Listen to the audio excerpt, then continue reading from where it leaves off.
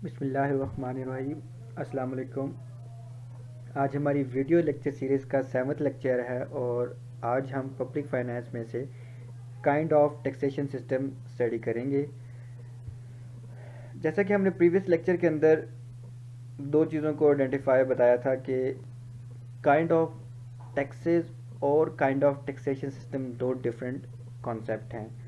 तो आपने क्वेश्चन को अंडरस्टैंड करते हुए उसको आंसर करना है। स्टार्ट करते हैं आज का लेक्चर। तो अगर हम बात करें काइंड ऑफ टैक्सेशन सिस्टम की तो तीन तरह हम इसको जो है ना वो क्लासीफाई कर रहे हैं। फर्स्ट वन जो है इसकी क्लासिफिकेशन वो है प्रोपोर्शनल टैक्स सिस्टम है हमारे पास, सेकंड है प्रोग्रेसिव टैक्स सिस्टम और थर्ड हमारे पास रिग्रेसिव टैक्स सिस्टम है। बात करते हैं हम प्रोपोर्शनल टैक्सेस की।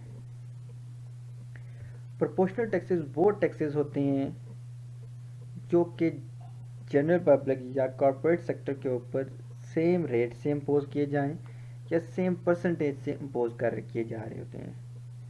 अगर हम इसकी मज़ीद इसको अगर एक्सप्लेन करना चाहें तो ये वो टैक्सेस हैं जो कि पुअर और रिच पर सेम रेट से इम्पोज कर रहे हैं, कोई भी डिस्क्रिमिनेशन नहीं हम कर रहे। जो सोसाइटी का हमारा एक सेगमेंट है या वो पुअर सेगमेंट, हम उसके ऊपर सेम रेट से टैक्सेस इम्पोज कर रहे हैं। तो अगर हम इसके मेरिट्स देख लेते हैं तो सबसे पहले हमारे पास ये सिंपल है, क्योंकि सेम रेट है तो ये बहुत सिंपल है, सबके लिए इजीली अंडरस्टैंड कर जाएंगे इसको। इक्विटेबल है। इक्विटेबल किस सेंस के अंदर कि जो अमाउंट हम इम्पोज कर रहे हैं टैक्स की वो सेम है, लिहाजा हम इसको इक्विटेबल कह रहे हैं। Equitable in not sense of sacrifices, कि सेक्रीफाइस जो कर रहे हैं अपनी इनकम का एक बंदा इंडिविजुअल वो सेम नहीं है, बल्कि उसकी अमाउंट सेम है टैक्सेस की, इसलिए हम उसको इक्विटेबल कह रहे हैं। सर्टन है, सबको पता है कितना रेट पे करना है और कब पे करना है। नेक्स्ट की बात हमें अवेयरनेस क्रिएट करता है। डीमेरिट्स हम देख लेते हैं। डीमेरिट्स में सबसे पहला पॉइंट है अनजस्ट है। अनजस्टिस हो रहा है क्योंकि पुअर और रिच के ऊपर सेम रेट से इम्पोज कर रहे हैं, तो ये क्या है, पुअर के साथ एक अनजस्टिस है। इनइक्विटेबल, अगेन वही क्यों इनइक्विटेबल है, क्योंकि जो सेक्रीफाइस की अमाउंट है जो एक इंडिविजुअल टैक्स पे कर रहा है या अपनी इनकम का पोर्शन सेक्रीफाइस कर रहा है, वो पुअर ज़्यादा सेक्रीफाइस कर रहा है जबकि रिच कम सेक्रीफाइस कर रहा है, तो ये क्या है, इनइक्विटेबल है। अगेन इनलास्टिक के गवर्नमेंट को जो है वो रेट को चेंज करने के अंदर डिफ़िकल्टीज आती हैं। फिर हम बात करते हैं लॉस ऑफ रेवेन्यू। जब रिच सेगमेंट ऑफ सोसाइटी से भी हम कम टैक्सेस ले रहे हैं, हालांकि उनकी इनकम ज़्यादा है, तो इससे क्या है, गवर्नमेंट का जो रेवेन्यू है वो कम होता है या उसका लॉस हो रहा है। नेक्स्ट जो हमारा टैक्सेशन सिस्टम है वो कौन सा जी, प्रोग्रेसिव टैक्स सिस्टम।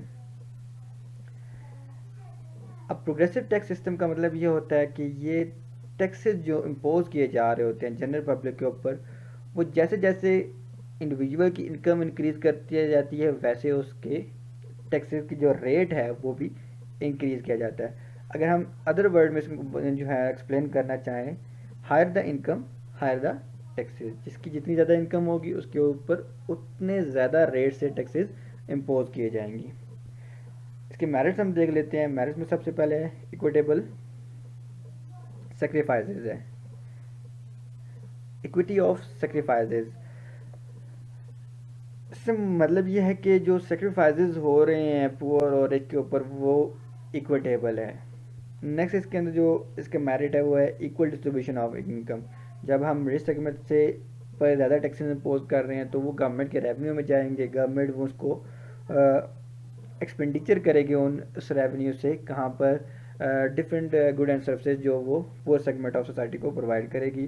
उसके बाद हम बात करें इकोनॉमिकल है, इनको जो कलेक्ट करना है वो ईजी है।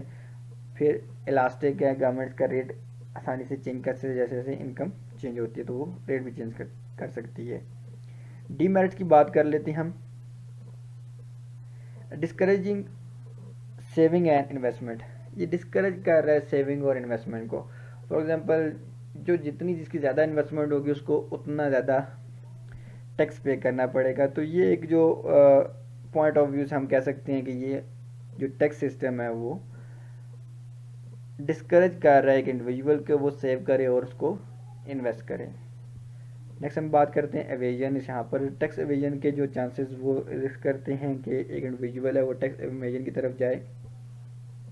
Loss of revenue, loss of revenue क्यों है कि ऊपर वाले पॉइंट्स हम लिंक करते हैं, जब टैक्स एवेजन के चांसेस है तो लॉस ऑफ रेवेन्यू के चांसेस भी एग्जिस्ट करते हैं। फिर हम बात कर लेते हैं रिग्रेसिव टैक्स सिस्टम।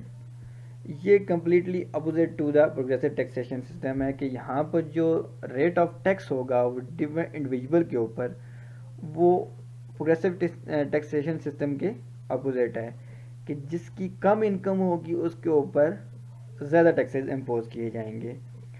तो इस केस के अंदर अगर हम बात करें तो पुअर सेगमेंट ऑफ सोसाइटी के ऊपर जो है ना वो ज़्यादा बर्डन आ जाएगा और इस पर कम बर्डन आएगा टैक्सेस का। तो मेरिट देख लेते हैं। कन्वीनियंट हैं, कन्वीनियंट हो सकते हैं जी के एक आपको रेट पता है उसके मुताबिक ये कन्वीनियंट है।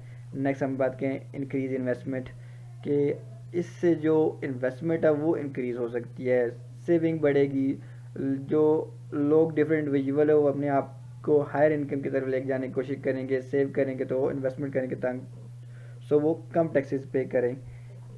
नेक्स्ट बात कर रहे हैं नो एवेजन, तो एवेजन नहीं होगी, टैक्सेस से बचने की कोशिश नहीं की बजाय अपनी सेविंग बढ़ा कर इंक्रीज़ किया जाएगा। डीमेरिट्स की बात कर लेते हैं। तो डीमेरिट में जो है ना हम कहते हैं तमाम के तमाम जो टैक्सेस हैं वो रिग्रेसिव नहीं हो सकते, कुछ ऐसे टैक्सेस भी होते हैं जो कि प्रोग्रेसिव या प्रोपोर्शनल हो सकते हैं। इनजस्टिस की बात करें कि जस्टिस जो है ना वो इसके अंदर नहीं रखा जा रहा कि आप पुअर पर ज़्यादा जो बर्डन इम्पोज कर रहे हैं जबकि rich segment of society come burden उसके ऊपर इम्पोज किया जा रहा है। नॉन प्रोडक्टिव है कि ये प्रोडक्टिव नहीं है, इफेक्टिव नहीं है, यहाँ से आप इस टैक्सेशन सिस्टम को फॉलो नहीं कर सकते। ये था जो हमारा आज का लेक्चर। आज हमने 3 टैक्सेस की जो टैक्सेशन सिस्टम की टाइप्स को स्टडी किया। फर्दर हमने ये देखा कि इनके मेरिट्स और डीमेरिट्स को भी स्टडी कर लिया है। इंशाल्लाह नेक्स्ट लेक्चर के अंदर हम नेक्स्ट चैप्टर को स्टडी करेंगे। तब तक के लिए अल्लाह हाफिज़।